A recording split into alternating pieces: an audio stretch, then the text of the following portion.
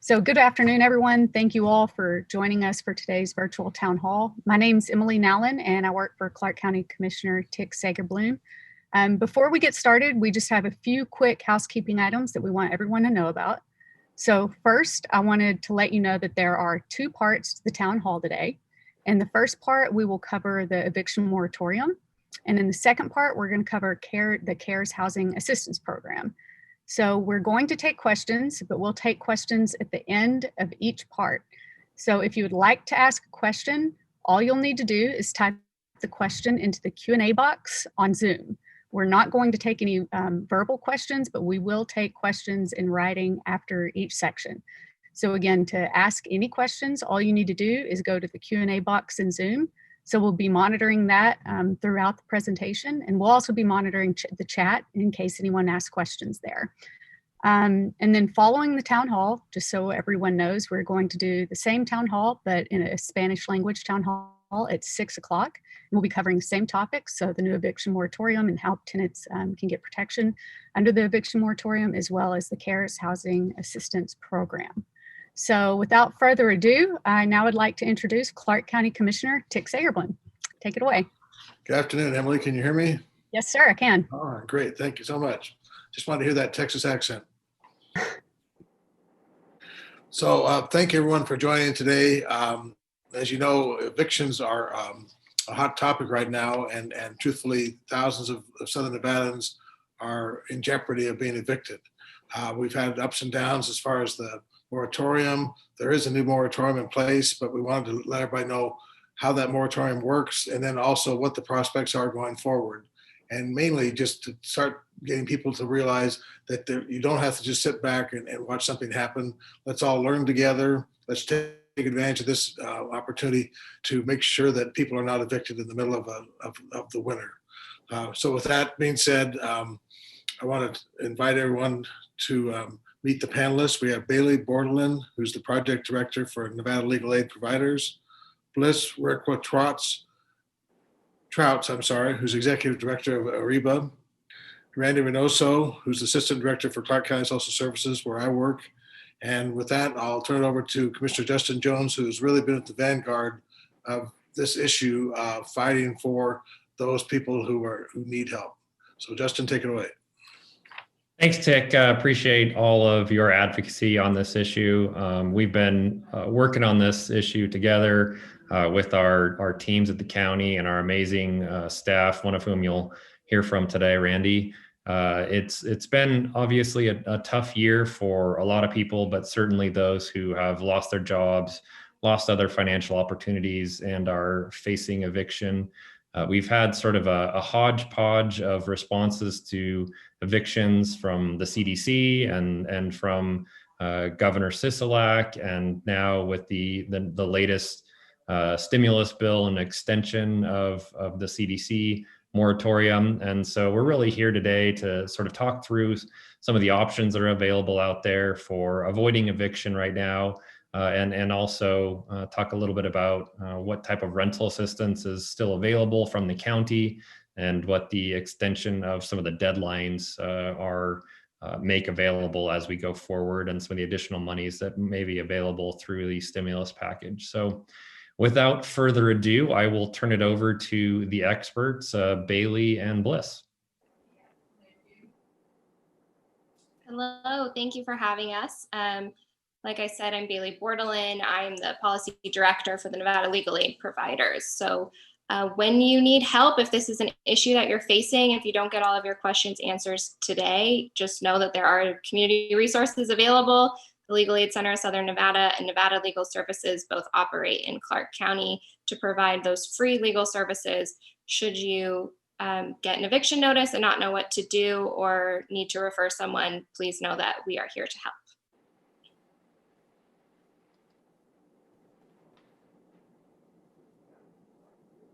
Good afternoon, everyone. Thank you, Commissioners Segerblom and Jones, for the opportunity to join you today. And thank you for your leadership on the evictions issue.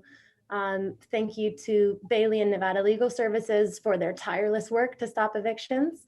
And also a big thank you to Randy at Clark County Social Services for working tirelessly to ensure that folks have financial support to stay in their homes. Are we introducing ourselves right now, or are we getting into issues? Bailey, did you want to give a summary first? Sure. So where we're at right now is that the governor has issued a new eviction moratorium. And I think the most important thing for people to understand is that while it is a moratorium, it requires action to opt into it. So the biggest problem we've seen throughout the year is people being eligible and people thinking that they are protected, but without knowing the steps and taking all of the right steps, your eviction may be granted. So that is my most high level thing to be aware of. If somebody is facing eviction, don't think, okay, there's an eviction moratorium, so I don't have to do anything. There really are some steps that you have to take. So I think the first question is, who is eligible? Anyone who has been affected by the pandemic, so you can show a loss of income because of something COVID related. Anyone who makes under $100,000, the easiest test there is that you received a stimulus check. It will kind of be that same category of people. And anyone who has nowhere else to go if they lost their home. So if you would have to move in with family and it would be a crowded space, or you'd have to go to a shelter, it's not safe to be expanding the size of households right now. So that would cover you. And if that's you, then you can take some steps to protect yourself. So Bliss, do you want to take the next question? How long does the ban last? Sure. So the current eviction moratorium is in place until March 31st. I do want to, or are you following the guide, Bailey? Yeah, we can just switch off if that works for you. Okay, let me pull it up if you want to go ahead with the next question so I can follow along. Okay, so the governor's protection is in place till March 31st. The CDC protection that people may have previously opted into has been extended to January 31st.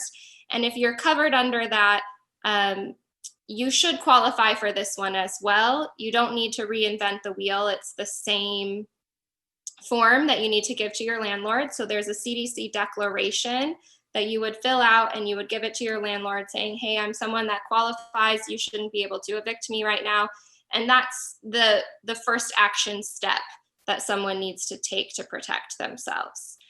A lot of people have done that, right? Because we've had these CDC protections in place. And again, there may be more to the story that you need to continue through this process. So if your landlord files an eviction action anyways, and you would find out because you receive an eviction notice on your door, anytime you get that notice on your door, you must respond, regardless of whether or not you've given that declaration to your landlord, because under the really fun Nevada law, your eviction can be granted summarily if you fail to respond.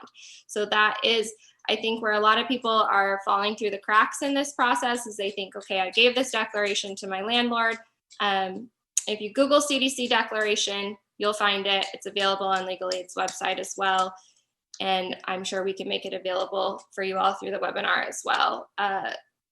And so I would advise you to do a proof of service.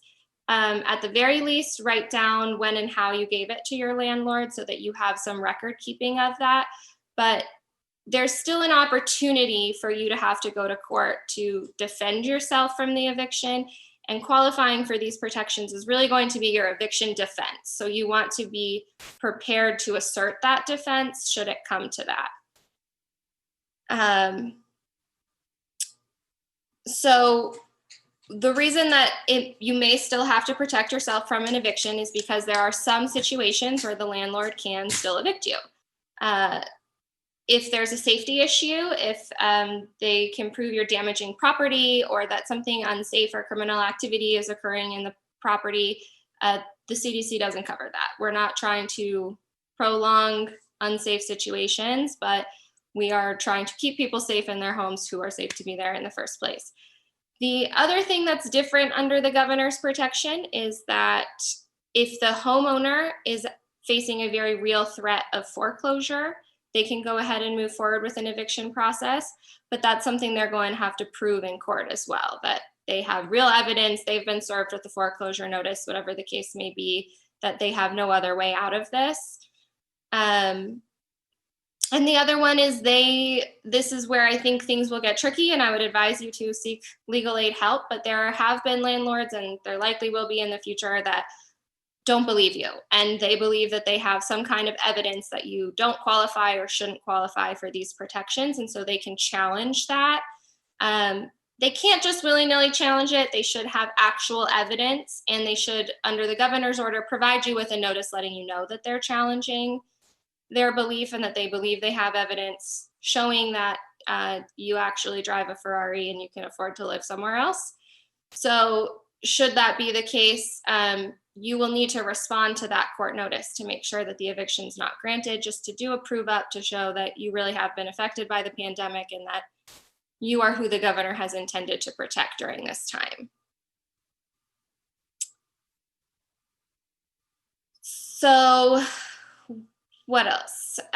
You still owe rent during this. I think that's a misconception, except for the people in it. They are very well aware that people still owe rent during this time. So the governor has not forgiven that rent. No one else is paying that rent, but it's going to accumulate. So just know that should these protections come to an end, right now slated for March 31st, all of that back rent is still going to be due, which is why the second portion of this is rental assistance and helping you access those funds that are still available. Because we want to make sure that you are current on your rent, which is going to be absolutely essential, again, by the time that these are lifted. So Bliss, do you want to cover what should a tenant do if they've been served with an eviction notice? Sure, and if it's okay, I'm just going to go back for a quick second. In regards to the CDC declaration, the governor's emergency order regarding evictions establishes another form, as Bailey said, but they serve the same purpose. So if you have already served your CDC declaration and have evidence of that, then that is a tool for you if you end up in eviction proceedings. You will file an affidavit of service in the court, as Bailey mentioned. The court has been accepting text messages and emails, as well as sworn declarations of having physically handed that to your landlord. Although we've seen some landlords who have not wanted to take that. And so I would encourage folks to serve that declaration in multiple forms and make sure that you have evidence on file, as Bailey said, that you did exercise that protection. But again, that is a tool to be able to defend yourself if you do find yourself in eviction proceedings. So if you find yourself with an eviction notice on your door, and Bailey mentioned this before, it's essential that you do respond to that. Even with the moratorium in place, if you don't respond, you may find yourself in the uncomfortable situation of having an eviction order issued against you. So that declaration is not a magic wand. Rather, that's preparing yourself to be able to defend your right to stay in your home if you are a covered person under that, under the governor's moratorium and or the CDC declaration. Bailey, I'm sure, can give great information about some key steps. There's an online filing system to be able to respond to a notice. You may receive a 30-day notice to pay or quit, which you should be able to win in court. Under the governor's moratorium, you may receive a 30-day notice for a no-cause eviction. And then moving forward, you would see a 7-day or a 5-day notice if it's related to payment or your lease being expired. You also may receive notices regarding lease violations, which is a little bit different here. So why don't I bounce the ball back to you, Bailey?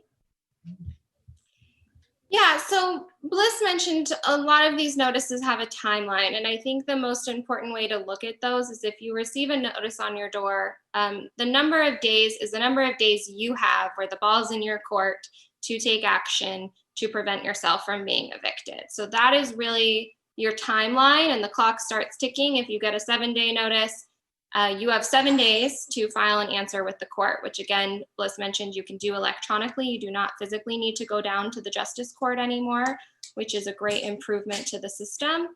But you really need to file that answer asserting that you have a defense from eviction right now under the governor's protection. And there's a system online that walks you through it. It's an interview style electronic form so that it will populate what needs to be served upon the court. So it's really user friendly. You just have to know that you have to take that action and file that answer within the number of days listed on that notice.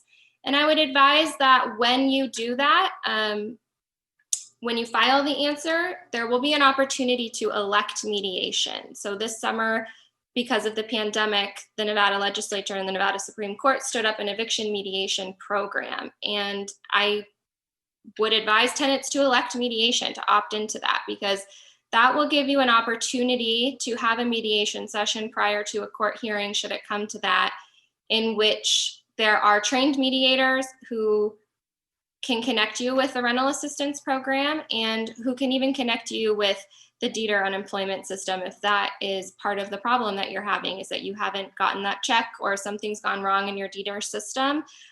We really want to triage your case and get you that help that you need to prevent the eviction from being granted on the front end. So that is a really valuable tool.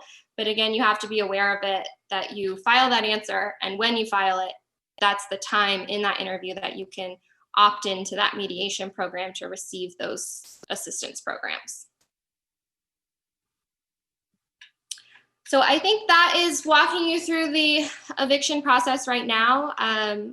If you have any questions, again, I would say, of course, your commissioners are always very responsive and you can reach out to their offices, but Legal Aid Center of Southern Nevada and Nevada Legal Services are here to help too. It's just really incumbent that people take steps within the timelines of the information that they're receiving, because it's very, very difficult to assist someone on the back end once they've already been locked out. So the sooner you're able to reach out for help, that's why we're all here to help you navigate this process. This is Tick. Can I ask a quick question? So what if you're undocumented? Are you still allowed to use this process? Yeah, honestly, that has no bearing on landlord-tenant law in the state of Nevada. I know that it's been raised as a question and in some inappropriate ways throughout the pandemic. So if that happens to you, I would seek legal help. I know I'm a one-trick pony, but we can assist you with any threats being made against you. I think a tricky situation we have come across is landlords being aware of someone's status and using that against them. But under the law, that has absolutely no bearings on your right as a tenant. Well, thank you very much to Bailey and Bliss for giving us an update on some of the concerns with eviction. We're going to have them stay on and answer some questions later, but I want to have Randy Reynoso from Clark County Social Services give us an update on our CHAP rental assistance program.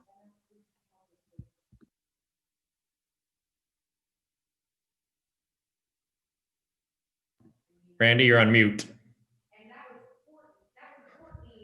Of course, I'm in mute. I do that at least 2 or 3 times a day. Anyway, thank you very much, Commissioner Jones. I would like to start off by giving you all an overview of the CHAP program, which is the Clark County Housing Assistance Program funded through the COVID dollars that were allocated to through the Federal CARES Act a few months back. In order to be eligible for this assistance, constituents of Clark County, could be anywhere in Clark County, unincorporated within city limits, it doesn't matter, need to have experienced a financial hardship, a substantial financial hardship, and now lack insufficient funds or resources, income to pay their rent and utilities. And those CHAP funds actually cover mortgage as well. The process is pretty simple. The amount of information that we require at this point is also pretty minimal as well. We didn't want it to be too onerous for people in the area who have the need to pay for their housing and utilities. The amount that someone is eligible for at this point is, we don't actually have a cap as of right now. The amount doesn't matter how much. It's basically from March to December. So if an individual was unemployed, was furloughed, was terminated, whatever the situation may be as a result of COVID, they are eligible for assistance from March through December of this year. Now, there's some other things that have happened just recently as of last night, which is going to change that a little, but we haven't really worked out all the details on what the new act by Congress and the new bill actually will involve. We're kind of working out those details now. To apply for assistance, the easiest way is for a constituent to actually visit CHAP, and I'll put this in the chat box. Is actually, oh, Emily did it for me. Thank you, Emily. The actual chat box there kind of walks you through the email that's in the chat box. We'll kind of walk you through the process. It takes about 20 minutes to fill out an application.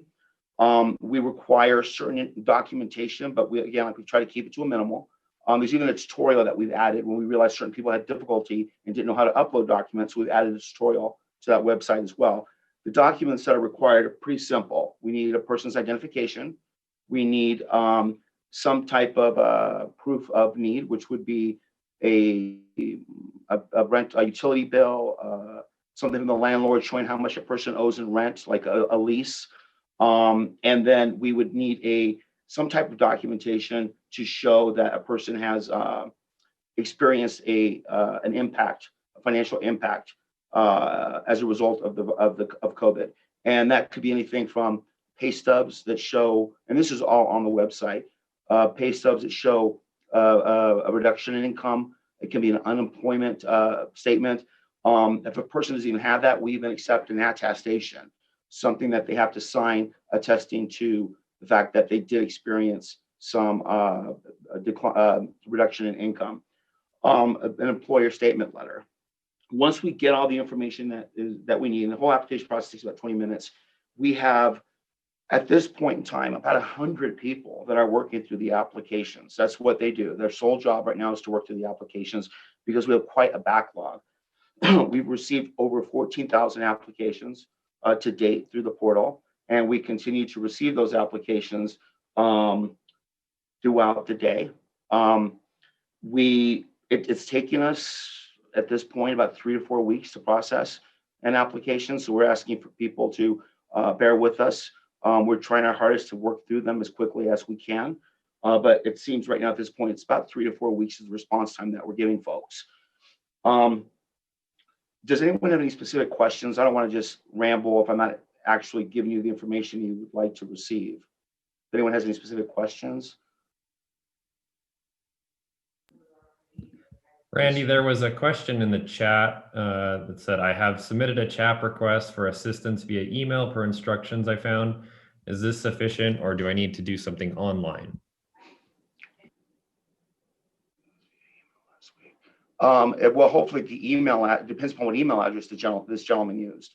But we are accepting manual applications for people who might not have access to the internet. We're looking at other ways to sort of make sure that those needs are being met. But the email address is, and I'm going to type it on here, is CCSS referrals. Make sure I spell this right, at clarkcountynv.gov. So that is one way to actually submit an application.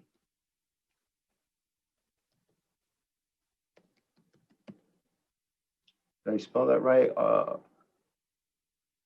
Yeah, okay. So yeah, that is fine. Let me do that. And then there was another question in there about applications still being accepted for the landlord submissions. Yes, at this point, they are still being accepted. What we did was we introduced a new component to this program where a landlord can actually, on behalf of, let's say they have 30 or 40 residents living in one of their complexes, can submit an entire package for those 30 or 40 individuals. And instead of having 30 or 40 separate applications submitted by the individuals themselves, we work on one application. In that process, we actually will go and make sure the person doesn't have an application that's kind of being worked by someone else. We want to make sure there's no duplication of effort. But yeah, as of right now, we are still receiving, we actually received 1,600 so far actual applications from landlords who want to work with their tenants and are submitting the applications. And that address is CHAP, email address is CHAP landlords. It's all on the CHAP website. So the website that Emily wrote down earlier, thank you. No, that's not the correct address, sir. But I can, our application bounced back. The CHAP landlords is specifically for landlords. But it should have been, if you sent an application to that address that was not a landlord application, it still should be forwarded to a worker for them to process the application. CHAP landlords is just for the landlord program. If you have a paper application and don't have access to the internet, the referrals, the CCSS referrals is the address that can be used. And this is all on the website.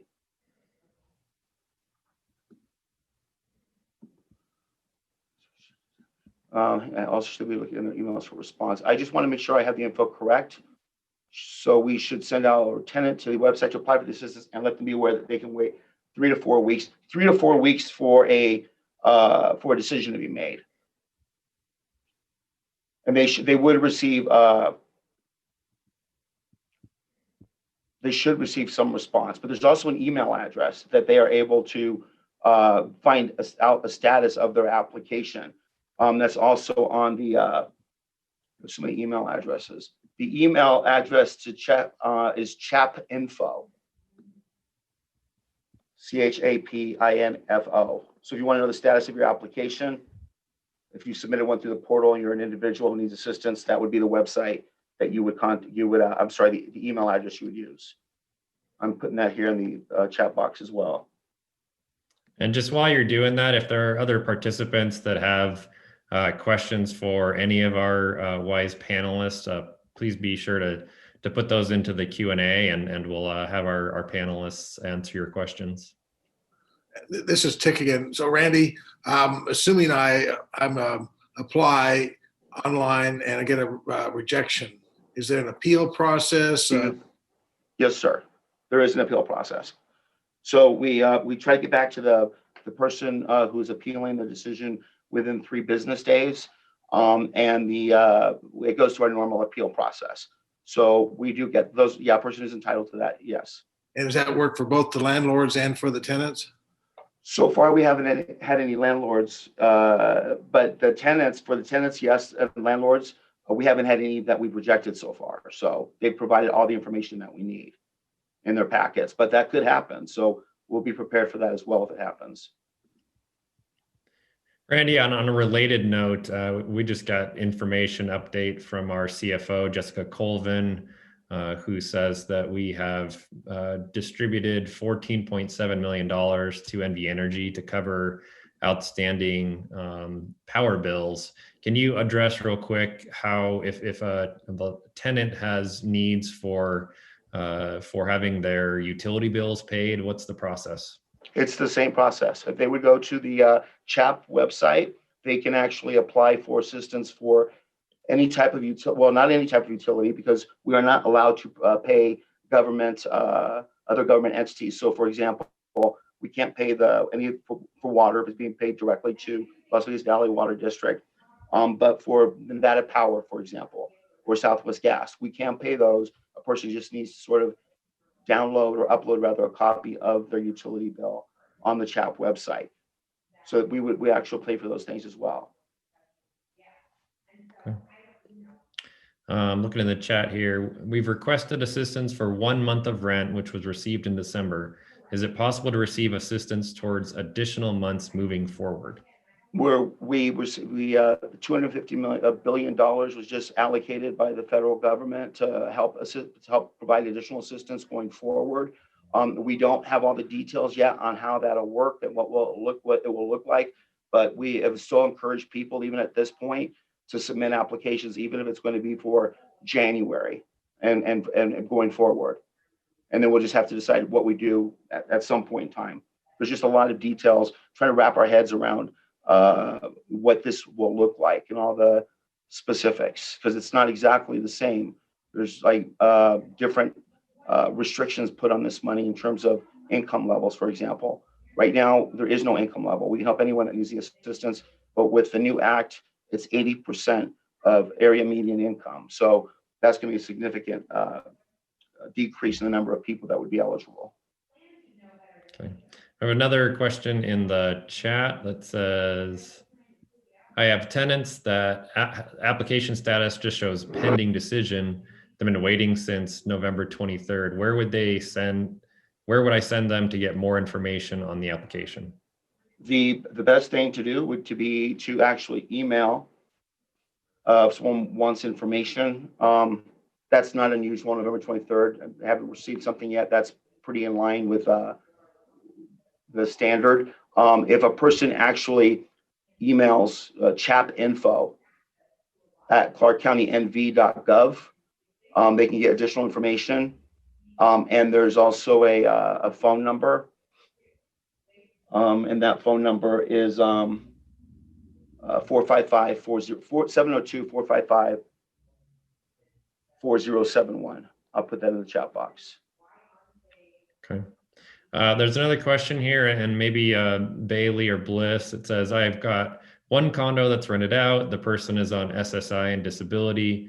This means she does not qualify for help because her income has not changed. It's still not paying rent. We can't evict her. If the condo is foreclosed on, not only would the bank take the condo, they take my home as well. What are we supposed to do? Well, that is not an actual result from what I can gather of the COVID dollars. So they would not be eligible for this program, but there is other assistance available to individuals. If you were to contact our department, our general line, there might be some other ways that we could help that person with their rent, but not through the CHAP dollars. If they were just getting, their income has not been affected, they're getting the same amount in SSI, SSD that they were getting a year ago, then they wouldn't be eligible for this, but there are other programs available through our department. Yeah, I would just add, if the tenant needs help, I would, like Randy said, seek out assistance through that route. If a landlord truly has a situation where somebody has not had a change of income and is instead choosing to keep the money instead of pay their rent, that rent is still owed to you, and that person would not be a covered person under the governor's eviction moratorium. So there will be routes developed through the court where you challenge their assertion of the moratorium would be the best way to explain that. And I put in the phone number for our department and the email address for general inquiries on here as well, because we still provide financial assistance to people in other situations. We have senior financial assistance. We still have a variety of programs that we traditionally have been offering as well. So this is for Bailey and Bliss, and maybe you too, Randy, but I'm a poor person. I don't have internet savvy. I do have a telephone, but is there somewhere simple where I could just call up and somebody will answer the phone and I tell them my story and they say, oh, you should do this, you should do that. We'll do this for you. We'll do that for you. Instead of having to all these things, which just seem like a little bit complicated for the ordinary person. Yes, so the phone number I know off the top of my head is Legal Aid Center of Southern Nevada. So you would call 702-386-1070. And you can do a virtual intake essentially and just explain your situation and talk through what your options may be. And I would just add quickly, for the person with the question, from a landlord perspective, The protection against foreclosure has been extended until the 28th of February if your mortgage is FHA backed. So you should be able to call your lender and enter into forbearance or extend that forbearance if that has not already happened. And I know that the Nevada State Treasurer has been very helpful if there's a lender who's unwilling to extend that forbearance, and to really take advantage or to pursue that option to give yourself time to be able to support your tenant and for your tenant to be able to access the resources that are available.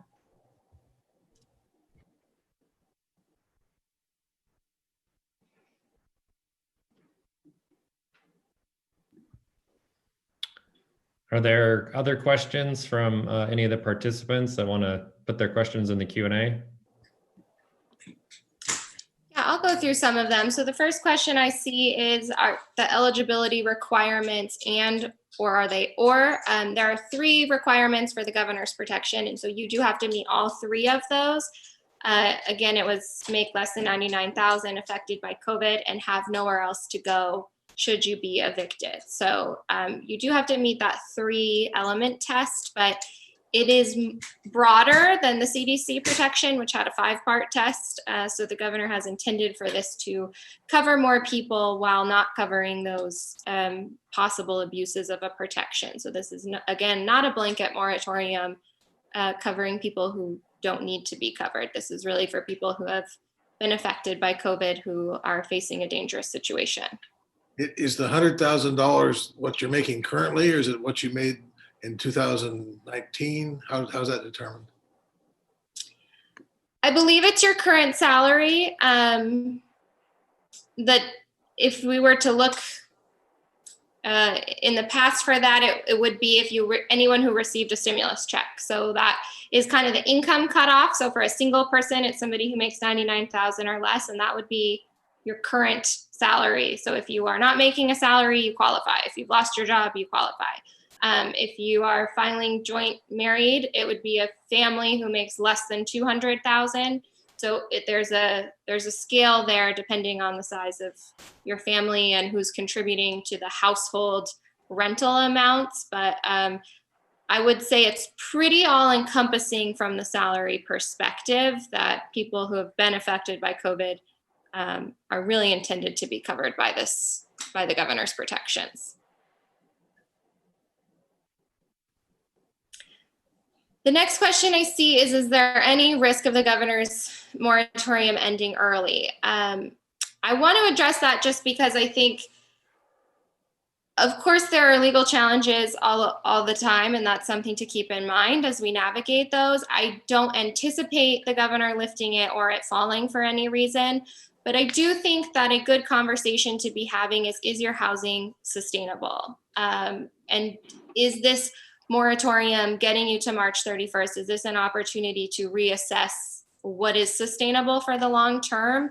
And we know that so many Nevadans were severely rent burdened pre-pandemic, and now they're really confronting that even more. And so there may be people that it's not the best path to continue in your current situation. And so I do think we have to look at this March 31st as an opportunity to say, okay, now I have a definite timeline.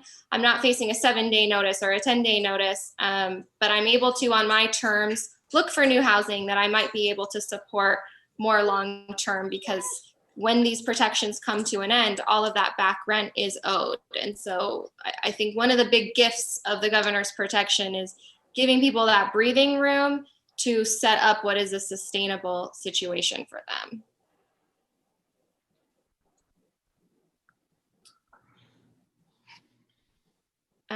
The next question I see is, if the original CDC declaration notice was not filled out previously, do we still fill out the same form now, even though there's an expiration date on it?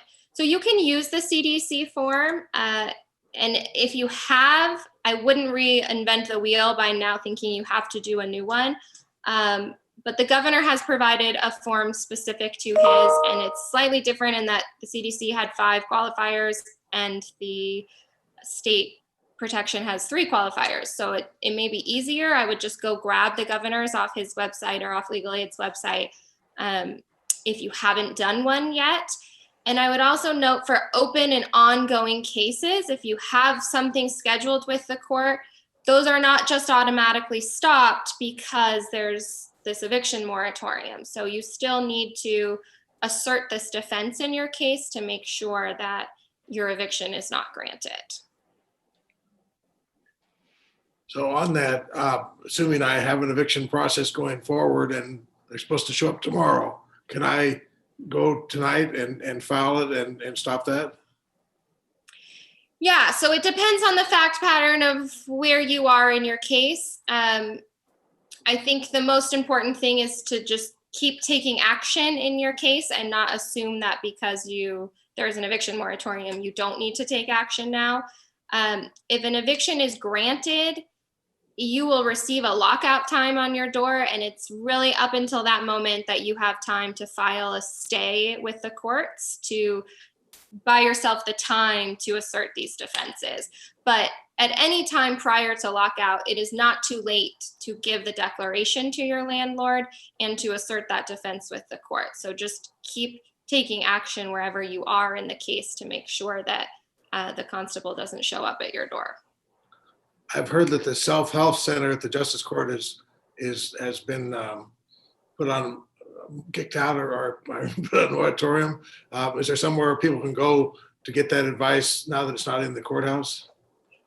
Yeah, so the Civil Law Self-Help Center inside the Regional Justice Center was physically closed through the district court order for safety and COVID reasons, but it is still operating electronically. So if you go to their website, you can call them, you can email them, you can work with them that way for the help that you need. And if you need to file with the court and you don't have electronic access to do that online, you can still physically go down to the courthouse to file your necessary paperwork to assert your defense. A question for Bliss to start off, and then Randy and Bailey want to chime in. And this town hall is English, and we have a separate one that's going to be in Spanish later tonight. But for those that are on this call that may have need, whether for their tenants or other resources, what resources are out there for people who either speak Spanish as their primary language or other languages? Yeah, thank you, Commissioner Jones, for that question. Arriba Las Vegas Worker Center is a nonprofit organization, and our mission is to inform, empower, and organize. And so throughout the pandemic, we have had support services for Spanish-speaking and immigrant workers who face language and technology barriers to accessing these programs. So I'll drop information in the chat box. We do work primarily with Spanish-speaking workers and do have availability or limited availability to continue helping folks apply for CHAP or navigate the eviction process. Keeping in mind the pending deadline for CHAP applications is coming up very quickly. But I will drop that information in the chat box and pass it over to Bailey or Randy.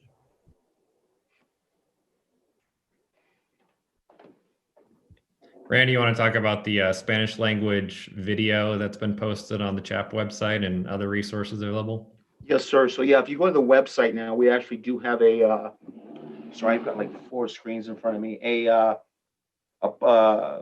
video that will walk Spanish-speaking individuals through the process. Our goal is to have everything translated on the application sometime in the new year. I'm not really sure what the deadline on that is, but that is our goal. But there is a, if you go to the CHAP website now, something that does walk individual through the process. Aplicación CHAP tutorial en español. It's under related pages up in the top right-hand corner. We have Spanish-speaking workers here. A person does not have to be documented. I want to make that very clear. That a person doesn't matter to us. We're going to provide them with the assistance regardless. I have a really strong working relationship with Bliss, who's very passionate and a great client advocate. And we get referrals all the time from people from some of the nonprofits that were receiving CHAP referrals previously.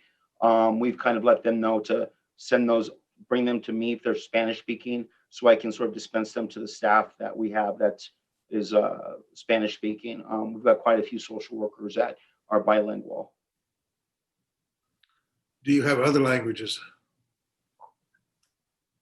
We have individuals here that speak Tagalog. To my knowledge, that's it. But if someone needed translator services, there's a need, we always make sure that we can accommodate that need. We normally go through the court interpreter's office. We also have been in contact with Asian Community Development Center, ACDC, and they've been very helpful if there are people who speak any foreign Asian languages. They've been very helpful in translating where necessary and assisting people in that regard.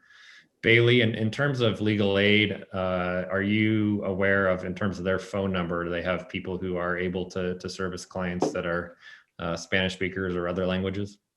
Yeah, the whole intake staff at Legal Aid Center Southern Nevada is bilingual, so you shouldn't encounter a problem there. We also have attorneys that are Spanish speaking that are assigned to the appropriate cases to make sure that you're able to have an attorney-client relationship in your preferred language. I would also note, and it is linked on the lacsn.org website in our COVID toolkit, but we have the CDC declaration available in many languages. I believe it's Thai, Chinese, Tagalog. There's a variety of languages for that CDC declaration that you can pull off there. With the federal protection, though, it did require that the one that you gave to your landlord was in English, but that way at least you can see the translation, but they're the same form. So that resource is up on our website. While you're up, one of the questions was, is there a link to the eviction moratorium form? Yeah, I can pull that and put it in there. And another question I keep seeing on here is, how should people in short-term rentals or weekly stays handle evictions, and are they covered by the existing rent moratorium? And I would say yes, everyone is covered by this if you are a qualified person, if you meet that three-pronged test. It doesn't matter if your lease has expired. It doesn't matter if you pay by the week or by the month or by the year. If you are a tenant and you meet the qualifications, one of the great things that Governor Sisolak's protection did was really clarify that this applies to everyone. So that was a loophole that we were experiencing in huge volume with the CDC protection, is that landlords who paid by the rent were arguing that every week your lease expired and thus they could evict you. That loophole doesn't exist under the governor's protection. So if you live in a weekly, you are covered and you should be able to assert this defense. And if your property manager is telling you different, you should not leave and call for legal assistance.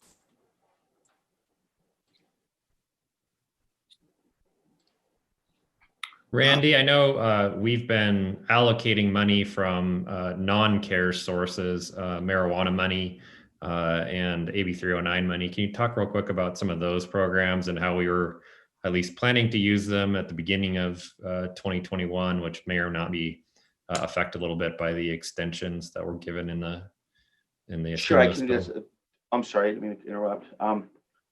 I will do that to the best of my ability. I'm not as informed on that. I hadn't really been that involved in some of the discussions, but I do know that they were exploring and looking at other options, other ways to sort of fill in the gaps, if you will, using the AB 309 dollars and I call it the marijuana money, but I can't remember the actual name for it. So yeah, we were looking at different options. I, again, wasn't really involved in all the specifics. I just was ready to sort of do what I needed to do. And I don't know, we still may need to sort of use those dollars until, because my understanding is that the dollars for this new act probably won't be available until the end of January. So, but I can't really speak to that with great detail. I'm sorry, Commissioner. No worries. There are other questions out there that people have? Comments from the panelists? If not, Bliss, if you're still on, I know we earlier talked about a couple of really kind of tragic scenarios that you've experienced. If you could just tell us one or two of those just to kind of remind people of what's really at stake here. Yeah, thank you, Commissioner Segerblom. You know, I think we are all grateful to have seen the governor take action and implement this moratorium. I want to remind us all, not that it's easy to forget that we are in the middle of a global pandemic, and it is an economically difficult time for everybody, tenants and landlords alike. But as a matter of public health, this was a really important intervention that unfortunately came too late for a number of families, for thousands of families here in Clark County. And you know, we have folks come in every day who have different experiences with evictions. Yesterday, we did see someone whose eviction was ordered prior to the moratorium and carried out on December 14th after the governor's announcement, but before the order took effect. And it's a very difficult time for families. And I'm glad you asked that question, Commissioner. And I would like to redirect that, if I may, to Randy in terms of what, for people who have been evicted, who are looking to find their way into a new home, if you could share a little bit about CHAP funds or alternate funding sources for families that are looking to cover a security deposit as part of relocating post-eviction. Sure. Yeah. Okay. Thanks, Bliss. So I want to first start off by saying the CHAP dollars can be used and have been used, are still being used to help people relocate because of a situation where they were, like the one you explained, where they were evicted, couldn't get anywhere with the landlord. So we do use CHAP dollars for that purpose. We've also been using not the AB 309 money, but there have been situations where I've used other funding sources, for example, the marijuana money, to get people placed at least temporarily till we could come up with a better long-term plan. So that happens. I've been working with some of the nonprofits. ULAN, for example, there was a situation last week where they put a person up in a hotel for a month. It was a family, actually. So we're getting them from various nonprofit partners. I've gotten a few from the different commissioners' offices, from different people contacting us directly. And we are trying our best to get them off the streets, get them housed, even if it's just temporarily, until there's some other options available. So that is something that we every day, you know, it's like it's every day, and it is heartbreaking because these people are in a situation that they never expected to be in, and you know, I feel like it's you know, our responsibility to make sure that we get them sheltered and that they're safe until we can come up with a better option. It's a little challenging though when someone's got an eviction on their records. That can be a little bit more difficult. So we are getting them. We're trying to rehouse them as rapidly as we can, but resources are becoming more and more scarce. And we work with some places though that are like second chance sort of apartment complexes that are a little bit more willing to work with clients in those situations. So we have social workers that also help in those situations. And just to follow up on that, we've learned that if we can prevent homelessness from happening when it's going to happen, like an eviction, it's much better than down the road trying to take somebody who is homeless and put them into a place. So the quicker we can do it, the faster we're responding. And that's right. What Clark County Social Services is focused on. We can't always do it, but that's our goal.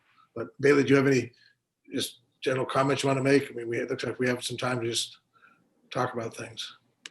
I would just note, I think Randy hit the nail on the head that eviction records make your life very difficult going forward, which is why I think it's important to always file that answer with the courts when you receive an eviction notice. Because if we can mediate this and you elect into the mediation program, The resolution might not be that you avoid eviction, but you might avoid that formal eviction. With the help of a mediator and rental assistance program and deeder, we might be able to just reach an agreement about when you'll be able to leave, because you need a little bit more time to secure new housing. And that's really positive if we can just forge a path forward to avoid creating that eviction record that follows you around and prevents you from easily being able to access new housing going forward. So that's something to keep in mind. You also can seal your eviction records with the court. Under normal times, you have to petition that in your eviction case that your circumstances have changed, essentially, to show that there's a reason why this should be wiped from your record. I can't say I know how friendly the courts will be to that during the time of COVID, but I think it's worth exploring that you were evicted really through no fault of your own because of a global pandemic, to have that eviction removed from your record. And hopefully that's something we can take up in this legislative session to find a solution for as well. And I also want to mention real quick, since you mentioned the mediators do have a direct line to social workers. We have a process set up that we know someone's going into mediation. We know that we really want to sort of help facilitate that process. So we do kind of intervene. If an application has been submitted, we get that expedited. If some application hasn't been submitted, then one of our social workers will walk that person through. Because if they've gotten to that point with the mediators, we want to make sure that they're, have every, that everything is sort of like stacked in their favor. So.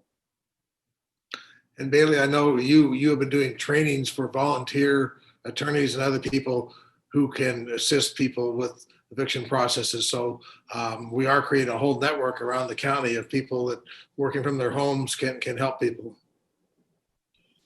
Yeah, there are so many people that want to assist in this, and there's so many resources and ways to do it. And I just, for me, I think the biggest boulder in the road is people want to pay their bills and people understand when they're behind on them. So you get that eviction notice and you think, yeah, I am behind on my rent. I don't know how I'm going to pay it. But if you're willing to take the steps and to reach out to people and to get into that mediation program, file the answer with the court, there are ways in which we can help you prevent that eviction. I think that's really important because it feels hopeless when you know, well, yeah, I don't have a way to cure this right now, but just don't leave and call someone for help and we can find a way through it.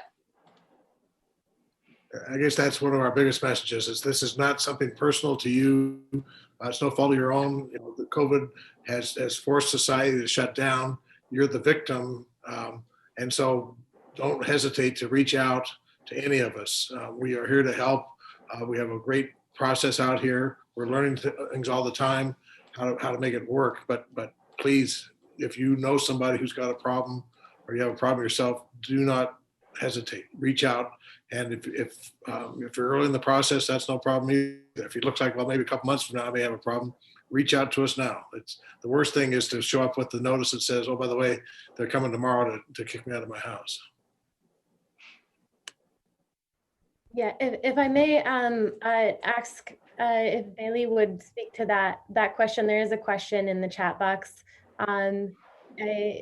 If someone is going to be locked out by their landlord in spite of the moratorium, should they call the police for help?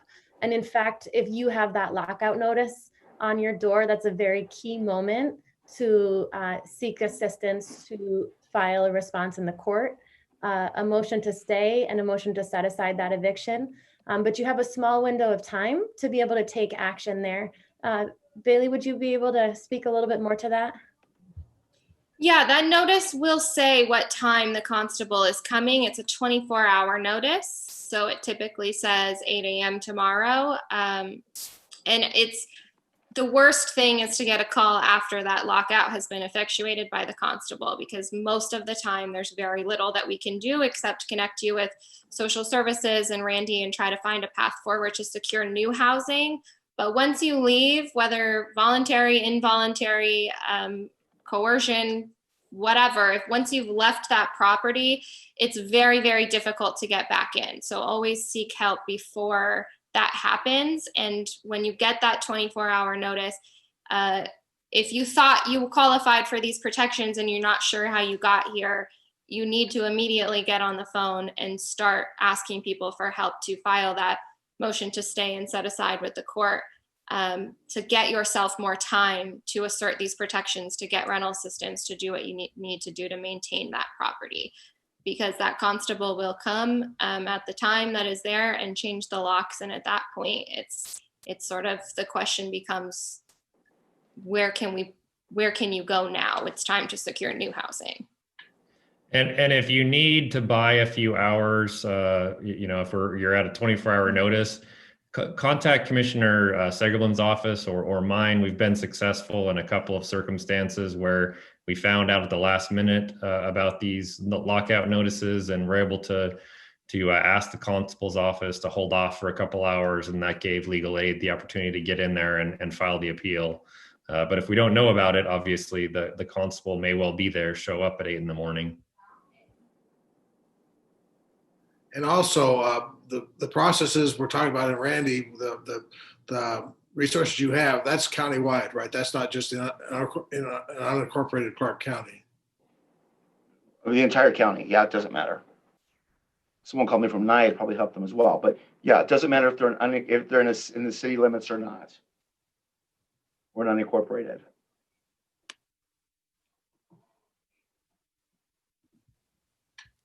Well, I'm not sure. Is there any more questions? Yeah,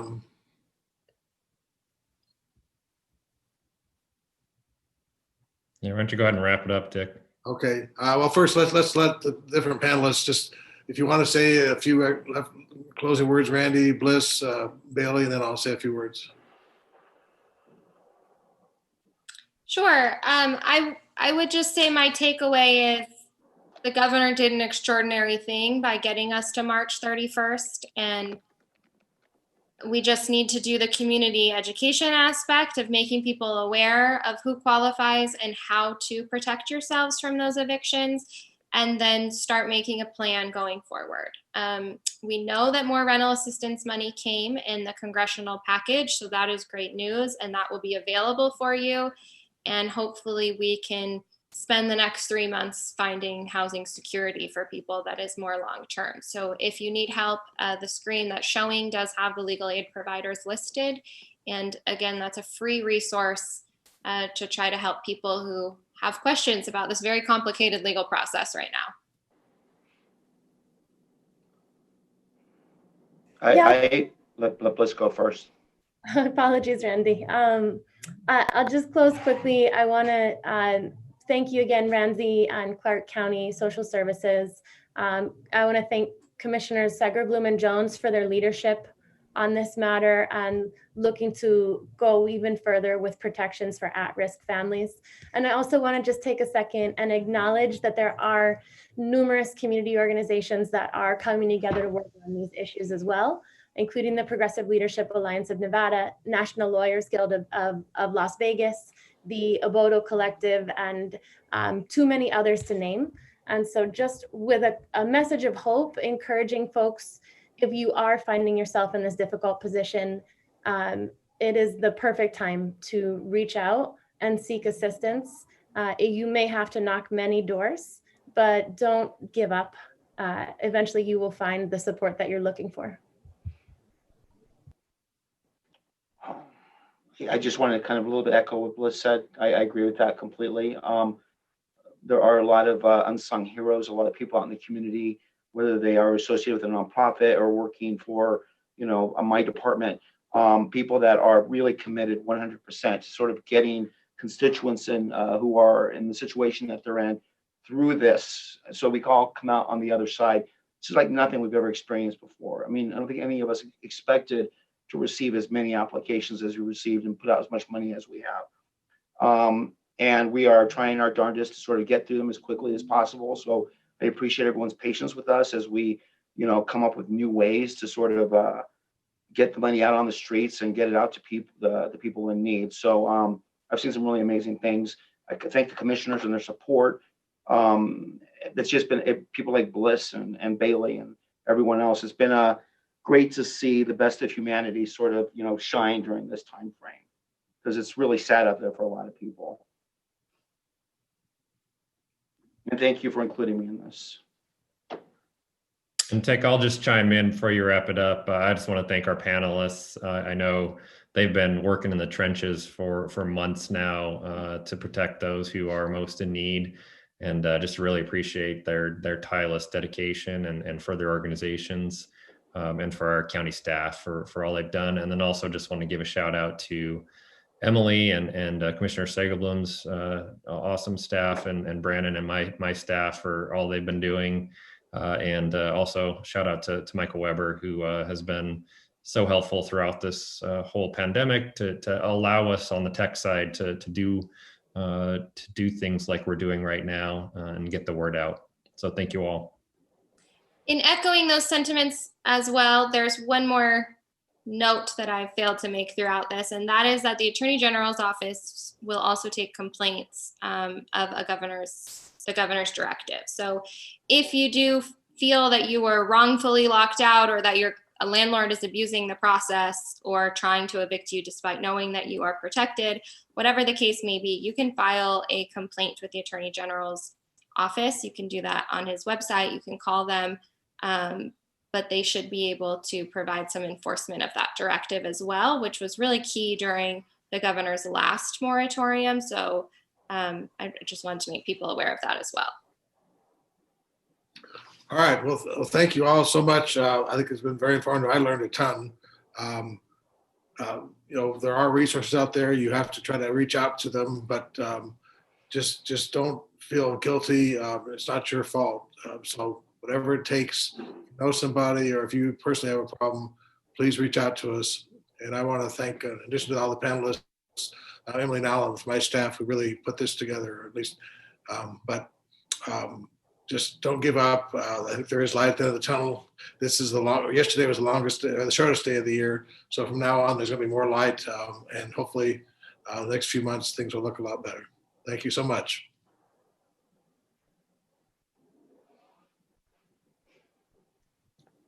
All right, thank you all for joining. And if you do have any additional questions, as you can see on the slide, please email us. It's just ccdiste@clarkcountynv.gov. Thank you all.